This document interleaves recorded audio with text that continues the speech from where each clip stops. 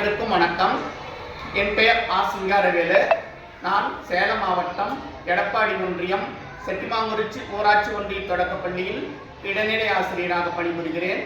இப்பொழுது எங்கள் பள்ளியில் 3ஆம் வகுப்பு மாணவர் சே. கிஷோர் பாரதியார் ஆத்திச்சூடி ஒப்புவிப்பார்.